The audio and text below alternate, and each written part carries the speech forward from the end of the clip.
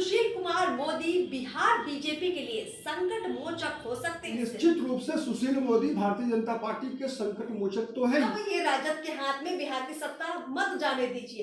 ये डील क्या सुशील मोदी कर सकते हैं नीतीश कुमार के साथ? ये पहलू है। ये डील सुशील मोदी से बेहतर मदन सिंह जैसे लोग करा सकते हैं। घोटाला से बिहार को मुक्ति दिलवाने का अगर सबसे अधिक श्रेय किसी व्यक्ति को जाता है तो भारतीय जनता पार्टी के कार्यकर्ता सुशील मोदी को। बिहार का यह दुर्भाग्य है कि सुशील कुमार मोदी जैसा व्यक्ति बिहार का मुख्यमंत्री नहीं बन सका। यह बिहार का दुर्भाग्य है।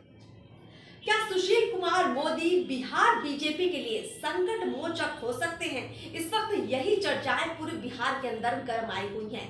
देखिए, पूरी पटना में इस तरह के पोस्टर लग चुके हैं। एक तरफ तेजस्वी यादव नीतीश कुमार से मुलाकात कर रहे हैं। नए साल पर नहीं मिले, लेकिन तेजस्वी यादव अब दौड़े दौड़े नीतीश कुमार के पास चले गए। कहीं उनको ये तो नहीं लग रहा कि सुशील कुमार मोदी नीतीश कुमार को एनडीए में लाने की तैयारी तो नहीं कर रहे? क्या कुछ खिचड़ी पक रही है बिहार की राजनीति में? सब कुछ समझेंगे। यहाँ पर हमारे साथ राजनीतिक विश्लेषक प्रदीप झा जी है। सर, आपका बहुत बहुत स्वागत है। इस तरह के पोस्टर्स की चर्चाएं आपने भी सुनी होंगी। जन्मदिन भी है सुशील कुमार मोदी का। बीजेपी दफ्तर के बाहर इस तरह का जो पोस्टर लगा है, क्या मानते हैं बिहार की सियासत में क्या बदलाव आप देख पा रहे हैं? देखिए, सुशील कुमार मोदी बीजेपी का बड़ा चेहरा है, हम सभी जानते हैं, लेकिन अभी फ्रंट फुट पर जिस तरह से उनकी ये तस्वीरें दिखाई दे रही, क्या लगता है, क्या वो इस वक्त जो मौजूदा सरकार है उसमें जोड़ तोड़ करा सकते हैं? क्या लगता है आपको? ऐसा है कि 1990 से लेकर 2023 तक सुशील मोदी भारतीय जनता पार्टी बिहार प्रदेश में निर्विवाद रूप से सबसे अधिक प्रभावी नेता है। ठीक, नंबर 1। नंबर 2, आपको एक चीज देखना चाहिए कि बिहार की राजनीति में जो ये त्रिमूर्ति 1974 के छात्र आंदोलन की उपज है, लालू प्रसाद, नीतीश कुमार और सुशील मोदी। एक दुर्भाग्य है बिहार की राजनीति का कि जिस दौर में सुशील मोदी भारतीय जनता पार्टी में आए 1990 में, तब से बिहार की जातीय राजनीति इतनी अधिक प्रभावी हो गई कि वैचारिक राजनीति पीछे छूट गई। अगर आज वैचारिक राजनीति का महत्व होता है अगर बिहार में अगर, तो निश्चित रूप से सुशील मोदी इन दोनों से बेहतर राजनेता है। यानी लालू यादव नीतीश कुमार से बेहतर? निश्चित रूप से, चूंकि अगर बौद्धिक स्तर भी देखेंगे आप, अगर संगठन क्षमता भी देखेंगे आप, या फिर एक दूरदर्शिता, जो एक नेता के अंदर जो सबसे बड़ी क्वालिटी होती है, जो होना क्षमता होनी चाहिए, उसमें सुशील मोदी निश्चित रूप से लालू प्रसाद यादव और नीतीश कुमार पर भारी पड़ेंगे। देखिए, कई लोग इस तरह की चर्चाएं भी करते हैं और हमें भी सुनने को मिलता है कि सुशील कुमार मोदी किसी जमाने में नीतीश कुमार के बड़े घनिष्ठ मित्र हुआ करते थे। तो क्या ये वही दोस्ती है जिसकी वजह से ये चर्चाएं हो रही है कि कहीं नीतीश कुमार को वापस तो नहीं ला सकते सुशील कुमार मोदी? नहीं, देखिए, राजनीति में इतना तो तय है अर्पिता की राजनीति में कोई किसी का दोस्त और दुश्मन व्यक्तिगत रूप से होता नहीं है। और चूंकि ये तीनों लोग एक ही छात्र आंदोलन की उपज है, तो निश्चित है कि व्यक्तिगत संबंध भी होगा। लेकिन जहां तक वैचारिक राजनीति के धरातल पर अगर आप इन तीनों व्यक्ति को तौलेंगे, अगर तीनों के व्यक्तित्व को, तो आप दावे से नहीं कर सकते कि नीतीश कुमार की विचारधारा क्या है, लालू प्रसाद की विचारधारा क्या है। इन दोनों की विचारधारा अब अवसरवाद की रही है, लेकिन सुशील मोदी की विचारधारा स्पष्ट है। 1974 से लेकर आज तक जिस विचारधारा, जिस राष्ट्रवाद की राजनीति सुशील मोदी करते रहे, जिस संघ परिवार के विचारों को लेकर आगे बढ़ते रहे, विद्यार्थी परिषद से लेकर भारतीय जनता पार्टी तक का जो उनका सफर रहा है, इसमें आप कह सकते हैं सुशील मोदी भारतीय जनता पार्टी इस विचारधारा में जन्म लिए और इसी विचारधारा में उनका समय पूरा जाएगा। जीवन उनका पूरा जीवन उन्होंने खपाया है और अंतिम सांस भी लेंगे तो इसी विचारधारा में लेंगे, मैं ये दावे से कर सकता हूँ। अब देखिए, 2024 चल रहा है, लोकसभा का चुनाव इसी साल है। बिहार की जो राजनीति है, सब कुछ ऐसा लग रहा है कि कब क्या पलट जाएगा, नीतीश कुमार इधर जाएंगे या उधर जाएंगे। बिहार बीजेपी के अंदर एक ऐसी भूमिका है जो दर्शक की भूमिका में है, यानी राजद और जदयू आपस में ही उलझे हुए हैं।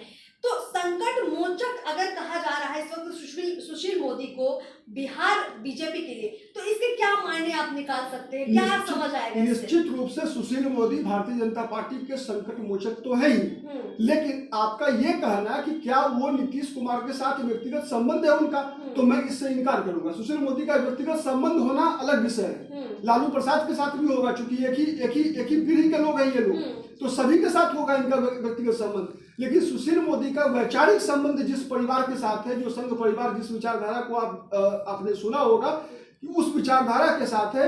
नहीं, इसीलिए तो हम कह रहे हैं और सुशील नीतीश कुमार निश्चित रूप से भारतीय जनता, नीतीश कुमार तो अवसरवादी हैं। आज जिस तरफ से उन्हें पद और अधिक मिलेगा, निश्चित रूप से उधर ही जाने वाले हैं।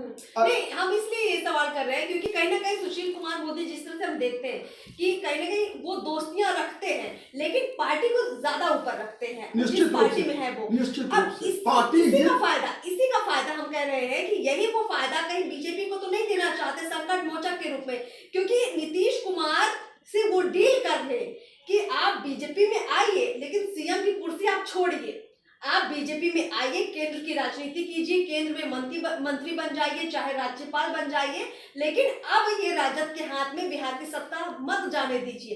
ये डील क्या सुशील मोदी कर सकते हैं नीतीश कुमार के साथ? ये पहलू है। ये डील सुशील मोदी से बेहतर मदन सिंह जैसे लोग करा सकते हैं। अच्छा, संजय झा करवा सकते हैं।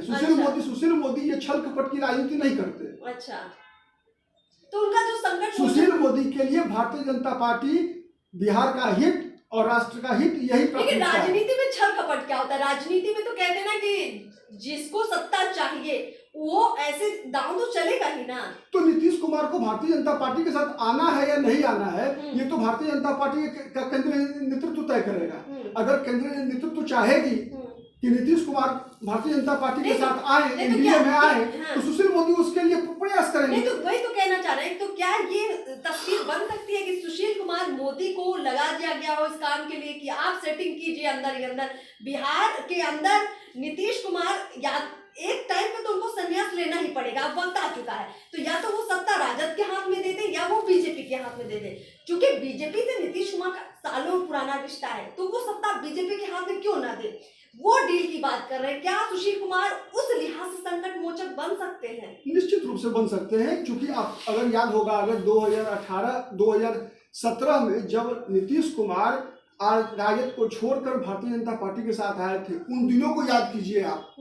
सरकार के द्वारा जितने भी घोटाले से संबंधित पेपर था, जो कागजात जो प्रतिदिन सुशील मोदी प्रेस कॉन्फ्रेंस करके पत्रकारों के समक्ष, राज्य की जनता के समक्ष रख रहे थे, वो सभी पेपर कौन उपलब्ध करा रहा था?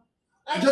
जदयू के लोग उपलब्ध करा रहे थे कि सुशील मोदी पहले आरोप लगाए और उस आरोप के आधार पर नीतीश कुमार तेजस्वी यादव से जवाब मांगेंगे। अच्छा, तो निश्चित रूप से सुशील मोदी चूंकि इस मामले में सक्षम है, व्यक्तिगत संबंध तो है ही, व्यक्तिगत संबंध तो लालू प्रसाद के साथ भी है, लेकिन एक चीज याद रखिएगा अर्पिता, भारतीय लालू प्रसाद यादव की सरकार का चारा घोटाला से बिहार को मुक्ति दिलवाने का अगर सबसे अधिक श्रेय किसी व्यक्ति को जाता है तो भारतीय जनता पार्टी के कार्यकर्ता सुशील मोदी को ही जाता है। उन्होंने विपक्ष के नेता के रूप में भी 15 साल का जो कुशासन था लालू परिवार का, लालू और राबड़ी का जो दौर था कुशासन का, उस दौर में अगर सड़कों पे सबसे अधिक संघर्ष करने वाला कोई व्यक्ति था सुशील मोदी थे।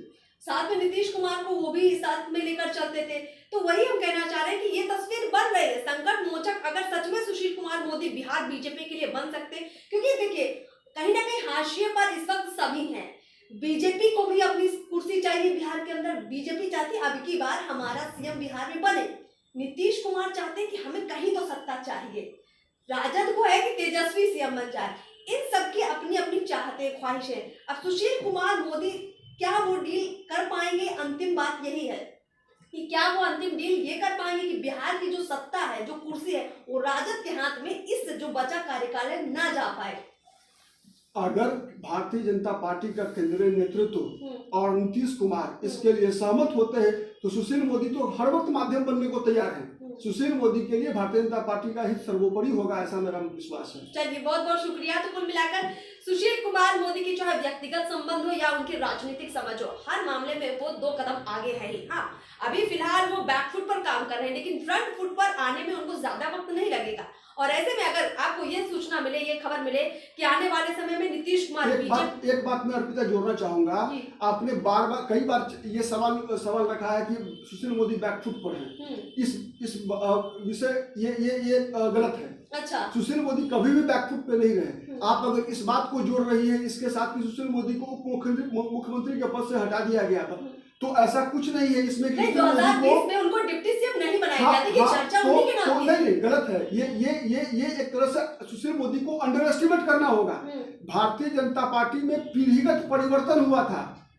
भारतीय जनता पार्टी की का केंद्रीय नेतृत्व की यह योजना थी कि सुशील मोदी को अब केंद्र में ले जाया जाए, राज्यसभा के सदस्य हम के रूप में उनकी सेवा ली जाए और बिहार में नया नेतृत्व हम तारकेश्वर प्रसाद या रेणु देवी के रूप में दे बिहार की जनता को। तो इसलिए ऐसी केंद्रीय नेतृत्व की योजना थी जिस पर सुशील मोदी ने सर स्वीकार किया था। ये बैकफुट और front foot Bharatiya Janata party में नहीं होता। अच्छा, लेकिन एक जो आम जनता जो समझती है, आम जनता के लिए क्या है कि जो कुर्सी पे बैठा है वो सर्वोपरि है, जो कुर्सी पे नहीं दिखाई दे रहा है वो कहीं ना कहीं अभी पीछे से काम कर रहा है। तो वो भूमिका में अभी सुशील मोदी अंतर है भारतीय राष्ट्रीय जनता दल या जनता दल यूनाइटेड, ठीक है, ये व्यक्तिवादी पार्टियां हैं। अच्छा। एक व्यक्ति के प्रभाव के आधार पर ये पार्टियां चलती आ रही है। अच्छा। भारतीय जनता पार्टी सुशील मोदी के व्यक्तिगत प्रभाव से संचालित नहीं होती है।